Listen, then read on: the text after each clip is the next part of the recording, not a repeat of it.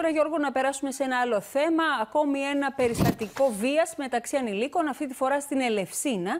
Σε αποκλειστικό βίντεο του Earth News φαίνεται μια 14χρονη να βρίζει και να χτυπά συνομήλικη και μάλιστα μπροστά στα μάτια συμμαθητών τους.